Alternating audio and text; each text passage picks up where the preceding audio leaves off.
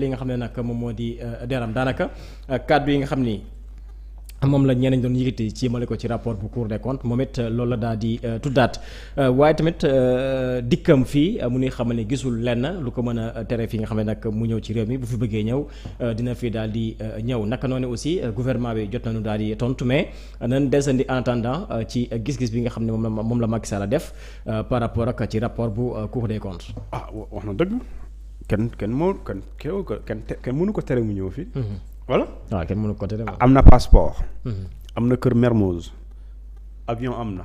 am na billet buy voyage sa état du Sénégal bu koy fayal. ak garde du corps.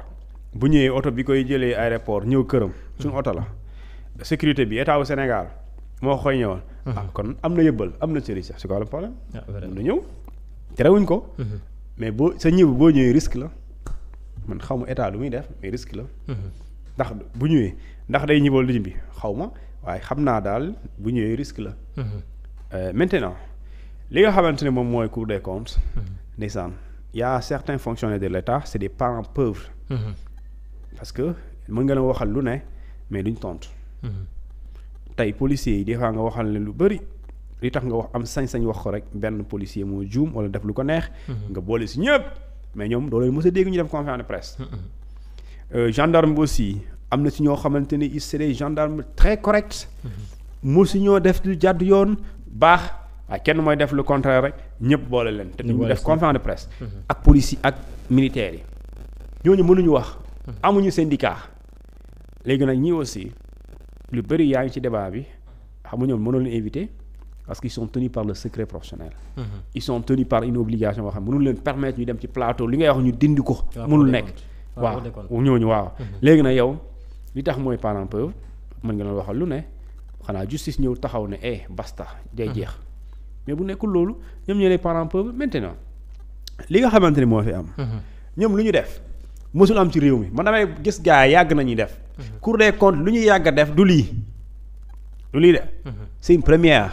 musul am li tax mooy seen première mooy c'est en 2012 une loi bi wax li ñu tuddee code de transparence loi boobu ne léegi li tax ñu ne code de transparence li tax mooy dañuy renforcer la bonne gouvernance léegi pour renforcer ko dañuy fexe ba li nga xamante ni moom mooy ñi jiite réew bu ñu amee gouvernement bu bees te ba mu am ñetti weer 3 mois ñu ne après chaque nouveau gouvernement après chaque nouveau mandat présidentiel wax loolu la wax après chaque nouveau mandat présidentiel d'accord 3 mois après après bu ñu nekkee ci di gouverner 3 mois ce gouvernement dafay def lu ñu tuddee un rapport sur la situation des finances publiques sur la situation budgétaire et sur la situation de l'endettement du pays. kon si je comprends bien nguuru Macky Sall musul def rapport. musul def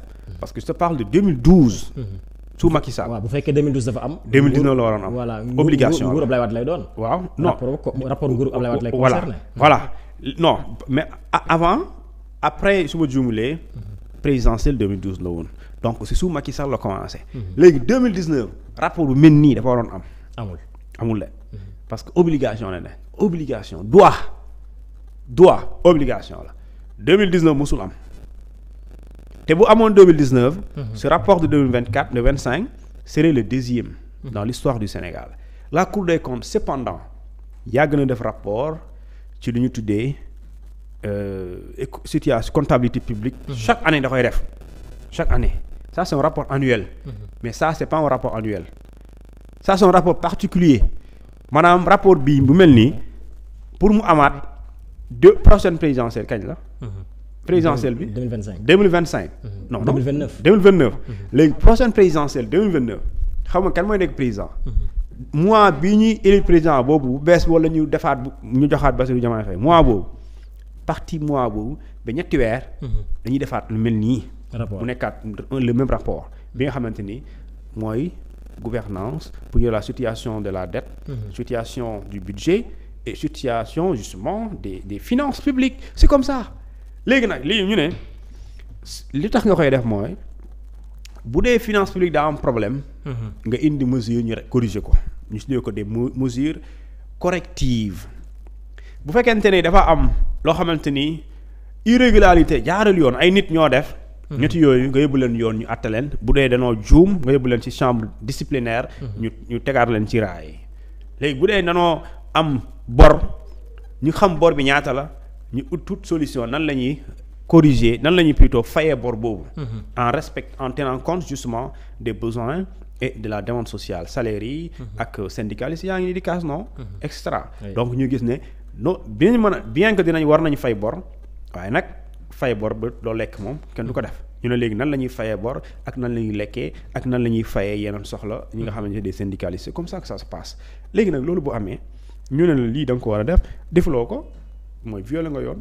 parce que tu as violé la loi en 2019 parce que dañ laa réélire parce que loi bi waxul réélection daf ne après chaque nouveau mandat présidentiel. Donc après chaque nouveau mandat présidentiel que tu sois élu ou réélu soo toogee waat 3 mois plus tard da nga ko war a def. Donc eux aussi ils sont obligés c'est-à-dire que Diomaye Faye su ko defuloon. il viole la loi comme Macky Sall en 2019. Diomaye Faye bu ñu defoon rapport bi rek mu téye ko présidence. te Cour des comptes publié wu ko il a violé la loi parce que la loi dit da nga war a def rapport ba pare da nga ko war a publier obligatoirement pour que Sénégalais yi gis ko. parce que ce rapport doit être rendu public donc accessible aux Sénégalais c'est comme ça. léegi nag soo ko defulee je pense que loolu moo war a nekk débat bi et le reste maintenant ñii di xas Cour des comptes di xas également les magistrats. mais aujourd'hui man j'ai un problème parce que Cour des comptes bi moom tantôt bu waxee bu la arrangé rek nga ne waaw ils sont bien. su la arrangé nga ne non c'est des nga saaga. mais tamit est-ce que tey jii en tant que un ancien président war na toog naan rapport bi Cour des comptes mbirum politique moo tax. mais façon Cour des comptes. day xam ñan ñoo fa ne du ay politiciens. benn certes président moo leen di nommer mais du ñu ay politiciens. tey conseil constitutionnel waxal leen lu la neex mais tey Diomaye. mënu leen fi jëlee mënu leen daax parce que li leen fay teg décret la mais décret bi pour mu am il faut période bi il faut mandat bi jeex wala yàlla tere kenn ki décédé et cetera. Macky Sall bu muy dem changement yi muy bëri yëpp gisoo ñu laal conseil constitutionnel kenn du ko laal Badio Camara moo jël prestation de serment bu Diomaye te par le passé gis nga tiraillement politique sëñ bi ñu xam nañ mais est-ce que lu tax ñëwuñ jël ko fa lu tax jëlewoon fi Bassirou Guèye mu ngi OFNAC moom mandat moo fa teg Bassirou Guèye bu dee jeexul su ma juumlee il a été xaw ma 2014 lañ ko fi indi xaw ma 2024 fa lañ ko fi indi mandat am 5 ans la 2029 lay jeex voilà te léegi pour mu deñ da ngay xaar 2029 wala nga modifier loi portant création de l'OFNAC tant que defoo ko mënoo ko daax léegi boo changé OFNAC article ne léegi mënatul loolu waxatuñ ko léegi loi bi nee na mën nañ changer à tout instant loolu mën nañ ñu xool léegi pour dire que li nga xamante ni moom mooy ñii di produire suñuy rapport dañ leen war a ormal dañ leen war a respecter parce que soo leen respecté wul ça veut dire que tu remets en cause tout le travail qui a été abattu par ces magistrats là par ces enquêteurs ñooñu c'est des magistrats ñenn ñi dañoo nekkoon ay enquêteurs de police ñu yóbbu leen fa ñu gis lu tax parce que compétence expertise ak ancienneté maîtrise du travail ñu yóbbu leen pour ñu def liggéey boobu ñooñu ba ñu defee liggéey arrangé na nga ne waaye arrangé la nga ne non c'est des nangam loolu je dis bien doxul et la preuve aujourd'hui ñiy xas ne rapport Cour des comptes bi ñi ko defeer ay politiciens lañ ñooy jël même chiffre yooyu jël lu leen arrangé ci loolu pour def ko argument dans les débats parce que rapport Cour des comptes am na parti yoo xamante wax na ko waaye gouvernement boobu bu dee yow politique nga yow bu dee politicien nga buñ la ko tegalee ci table di nga naan addit waaye gouvernement bi tamit nu ñu mën a defee nii parce que Cour des comptes ci wàllu disponibilité bancaire dafa weddi gouvernement bi ne déedéet li ngeen annoncé ak li xew bokkul te moom écart bu rëy ay 100 kilomètres plus de 100 milliards donc pour dire que c'est un rapport boo xamante ne ku ne mën nga ci am xalaat mais boo ci amee xalaat moi je pense que waroo acharné wu ci ñi nga xam ne ñoo ko defar vraiment après loolu Moustapha Ndiack Sarré nekk la porte-parole du gouvernement dafa def aussi sortie ci li nga xam ne nag moo di RFM moom nag mu nuy xamal ni ak nu mu mënti demee moom Macky dina jàkkaarloog li nga xam ne nag moo di yoon parce que moom moo nekk le premier responsable ci acte yu extrêmement grave yi nga xam ni jot na fi daal di am alors moom it muy fàttali ki nga xam nag moo di Macky Sall bu fekkee dafa jàpp ni deful dara na ñëw fii daal di layoo ak yoon yow it kàddu yi nga xam ni le porte-parole du gouvernement def na ko nan nga ko jàngatee. Man bu ko porte-parole du gouvernement bi waxee naa ne cette communication elle est officielle elle engage l'État du Sénégal. li ma yàggoon wax mooy Macky Sall dañ koy topp duñ ko topp seul l'État peut décider. Exactement des poursuites ou non. Et aussi. donc ma jàpp ne état bi décidé. Voilà déet ñi mën a wax ak tout le gouvernement on est porte-parole du gouvernement. Donc il n'ose pas avancer des propos yoo xamante ni du waxu état. Donc maintenant il avance des propos de tel parce que man maa ngi gis la presse internationale même parle de ça. L'État du Sénégal décide de poursuivre. am na nu ko waxee sax. l'ancien président. Voilà prêt à engager des poursuites contre l'ancien président du Sénégal pour la première fois. J'ai vu ça sur France 24. Alors léegi loolu yëpp du problème bi loolu yëpp du problème léegi quand l'État décide de poursuivre Macky Sall pour fait mu énumérer ko parce que nit booy communiquer da ngay xool qualificatif yi ngay xool. Qualificatif yi ngay xool pour xam fan la jëm ak man yoon la bëgg a jaar.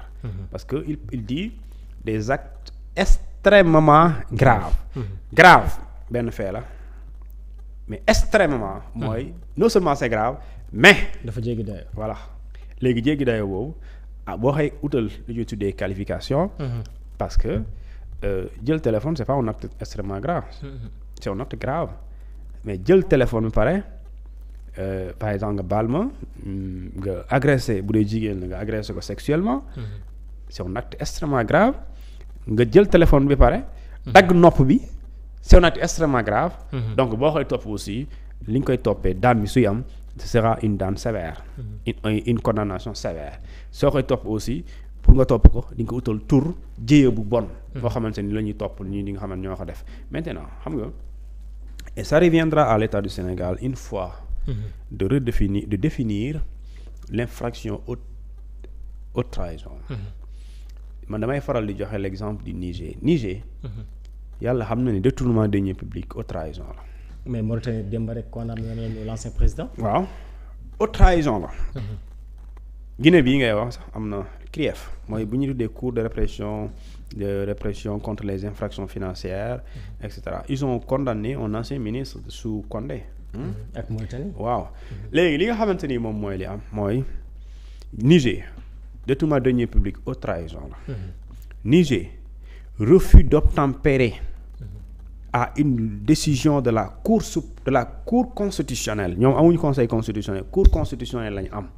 haute trahison la c'est-à-dire tey président bi cour constitutionnelle joxe décision président bi nee na mukk du ma ko appliquer. Niger loolu haute trahison la.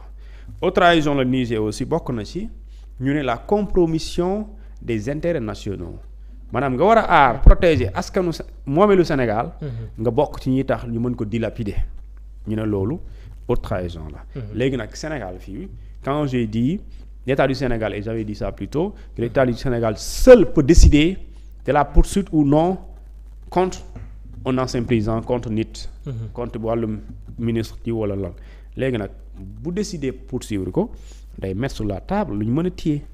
lu ñu mën a téye mooy est-ce que ces faits-là peuvent être assimilés à de la haute trahison c'est une définition boo xamante ni c'est un fourre-tout il y a pas de amul acte bu ñu wax ne par exemple tey waxuñ la ne haute trahison mooy nga jël li sànni ko diw déedéet haute trahison mooy nga ñëw mu am manifestation 80 nit dee mais ki nga xamante ni moom mooy toppaate di commission bi nga xam moom mooy haute cour de justice ñoom s'ils ont les éléments yu jógee ci état bi quand je dis yooyu gouvernement bi li ñu ko tegal ci table bi moom mooy xool est-ce que fait yi mën na nekk haute trahison et si mën na ko nekk mu constitue un dossier ñu tuddee ko l'acte d'accusation et si ok on poursuit ñu poursuit ko seul ñoom mën a créer un contenu seul ñoom voilà mais tey jii bu porte-parole du gouvernement waxee des faits extrêmement graves est-ce que loolu sa xel du la yóbbu ci manifestation yi nga xam moo xewoon diggante 2021 jàpp li nga xam nag moo 2024. bon foofu duñ ca mën a demagum parce que y a une loi qui est là. Qui fait blocage à ces poursuites là. Mais parce que quand il dit des faits extrêmement graves il dit et falsification des chiffres engagement de l'État du Sénégal à des dettes yoo xamante ni ils n'ont pas été répertoriées man gis naa am wax loolu léegi nag est-ce que boo dindiwaatee amnistie bi aussi est-ce qu'il y aura la responsabilité directe du président de la République bah ça aussi c'est un autre débat ça c'est un autre débat je dis bien cette loi d'amnistie bah ma wax la loo xamante ni fii on va essayer de ñu réfléchir ci mars 2021 la loi bokk dafa couvrir non bu muy am kan moo nekkoon au commandant de la gendarmerie général Moussa Fall non le ministre actuel 2021 waaw moom la Jean-Baptiste Tine ki nekkoon kan moo nekkoon numéro 1 numéro 2 c'était Moussa Fall waaw bu ñu ko dàqee bu ñu ko wàccee par décret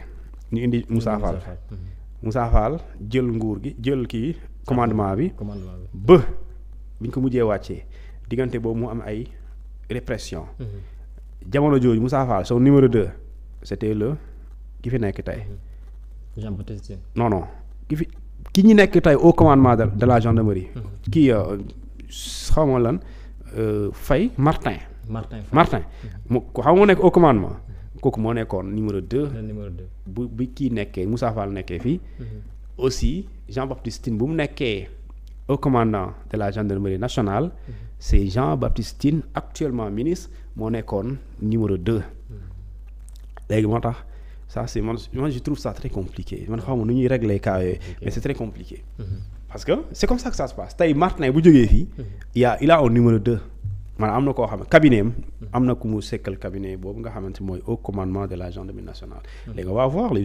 voir vraiment doy na trop mais tamit loi interprétative bi nga xam ne Amadou Ba dugal na ko ci loi d'amnistie bi ngay junj léegi loolu est-ce que mën nga nu su leeral tuuti avant ñu ñëw suñu ponk mujj bi yegg nañ ci mujj bi de léegi loi interprétative si la dañuy mentionner dans le texte li ñu ci jublu ci amnistie bi mbir yi lay concerner léegi mbir yooyu lay concerner nga bind ko clairement doo junj da koy bind clairement nga ne dinañ ci dellu ginnaaw waaye buñ ciy dellu ginnaaw lii la lu ci des ñun laaluñ ko donc ça reste toujours intouchable li nga bëgg ñu àtte ko d'accord nga tudd ko fee yooyu kese la loi la abrogation bi fee yooyu lay concerner. ndax dégg naa aussi ñu si tudd crime de sang ak li nga xam nag mooy torture. les crimes de sang xam nga torture moom sëñ bi kenn waru koo amnistier kenn mënu ko amnistier mais ñun c'est parce que torture dañ ne bokk na ci jëf yi nga xamante ni kenn mënu ko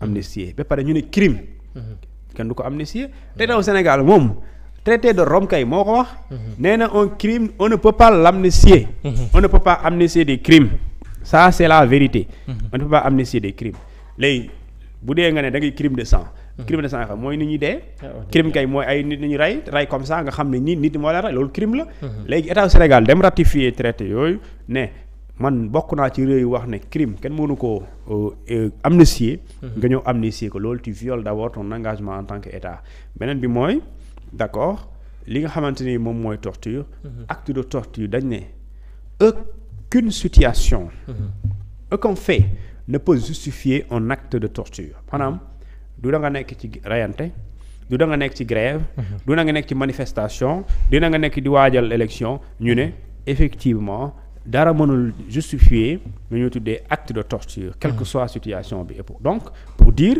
manifestation mënul justifier acte de torture nekk ci élection bu ñu annulé mënul justifier torture procès bi am mënul justifier torture donc dana mën a ko justifier donc kon mënoo amnistie ay faits yoo xam ne dafay laal lu ñu tuddee mbirum torture donc maintenant amnistie bi moom dafa am loo xamante ne sinon bu doon Sénégal respecté na ay engagement ci biir amnistie bi du ci bind sax ay faits criminels du ci bind ay infractions criminelles parce que yoon daf ne infraction criminelle mënoo ko amnistier et pourtant on a amnistié des infractions criminelles maintenant reviendra ñi nga xamante ni parce que li ñu tuddee amnistie générale dafa am ak amnistie partielle loolu yoon da ko permettre léegi nag bu mu ci mën a doon si c'est une amnistie partielle nit ñi mën nañ ci def interprétation politique l'interprétation politique qu'on peut en faire c'est dire ñii est-ce que réellement ils ont la volonté de faire lumière sur les faits parce que faire lumière sur les faits mooy def ko de manière générale lépp lu fi xewoon mais soo ko defee partiel yoon may na la ko de. mais sa nawle politique dina le non kii ay mbokkam lay protéger. bëgg a topp mbokk ay ñeneen quand je dis mbokkam mooy sa militant sa sympathisant et cetera. parce que la vérité mooy soo ko defee partiellement nga ne cela ne concerne que les faits yi nga xamante ne c'est des crimes de sang. Les crimes de sang ce ne sont pas des ñi nga xamante ne ñoom nga jàpp ne ñoom doon manifester. c'est pas des crimes de sang. non crime de sang mooy ñi nga jàpp ne ñoom ñoo rey diw ak diw ak diw. léegi noonu ñooñu ngay nekk la di wër. et su boobaa ça peut poser un problème pour ñi nga xam ne jàpp nañ ne bokkuñ ci Pastef. alors le directeur général de l'ASP Seydina Oumar Touré dafa génn naka démb ci li nga xam ne nag mooy la RTS di nu xamal ni.